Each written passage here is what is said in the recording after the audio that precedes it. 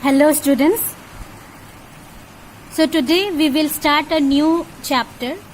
It is under unit 4 and the chapter is the basic unit of life. This unit, it contains 2 chapters. So this is the first chapter in that unit. This unit, unit 4, it contains overall 25 marks, which is the highest among all the units. So this unit is quite important and this is a bit lengthy also. It's quite lengthy, this chapter. The basic unit of life is cell. We all know that. We have been studying about cell from before. So in this chapter we will study about the structure of the cell and its cell organelles and their various function. We will study all this in detail. This chapter, it comes under the branch called cell biology, because here we will be studying about the cell and their interaction with their surrounding environment. So this topic will be covered under cell biology part of biotechnology. So let's begin with the chapter. The basic unit of life, that is our cell.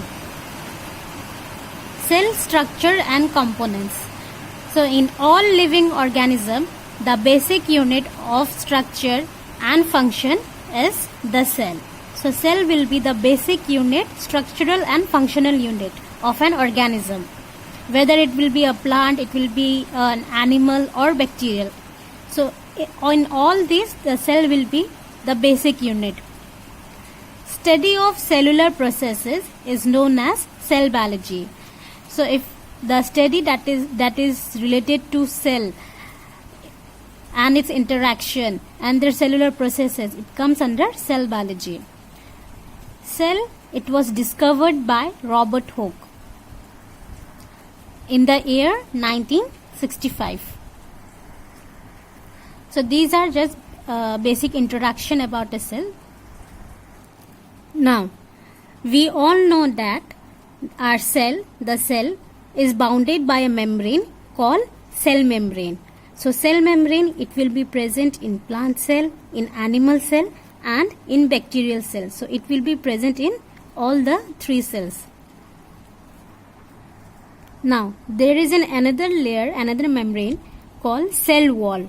So cell wall, it is present in plant cell and bacterial cell.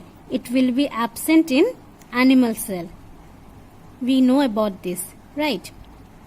So this cell wall, because of this cell wall, the plant cell and the bacterial cell, they are more tough, they are more rigid compared to animal cell, because animal cell has only cell membrane in its outer membrane, outer layer, but plant and bacterial cell, they will have cell wall outside the plasma cell membrane or the plasma membrane.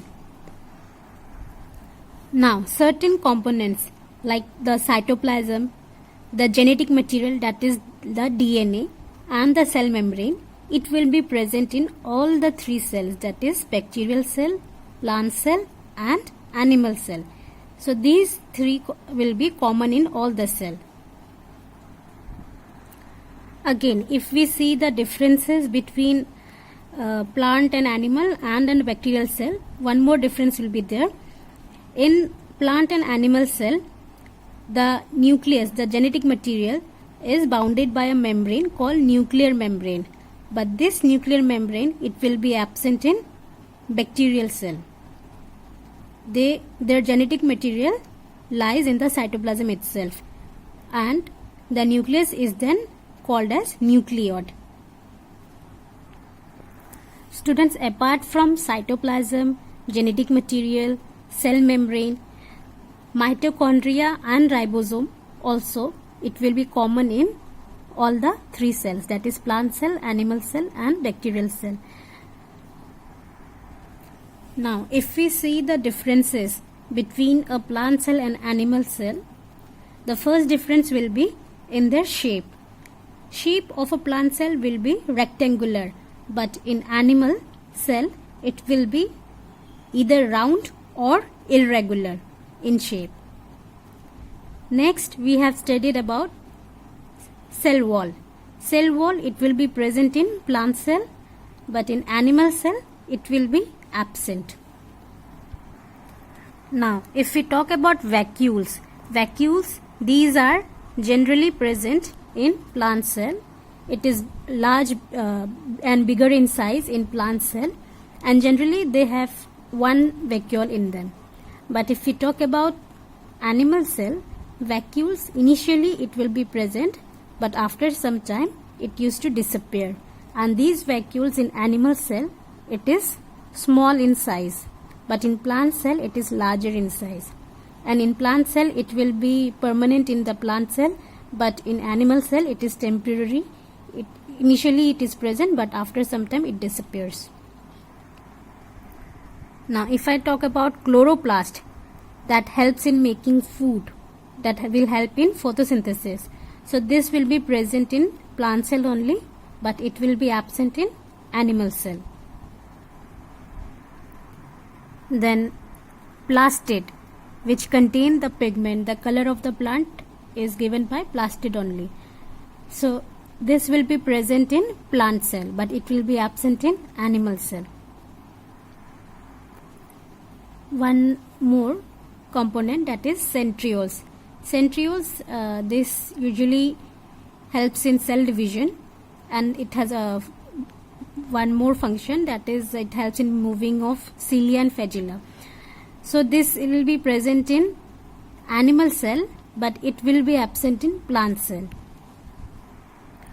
Apart from these components like mitochondria, ribosome, endoplasmic reticulum, Golgi apparatus, this will be present in both plant cell and animal cell. So in this chapter we will also study about various cell organelles like endoplasmic reticulum, ribosomes, mitochondria, Golgi, lysosomes, peroxisomes, plastids, then cytoskeleton, microtubules and microfilaments. All this we will study in this chapter.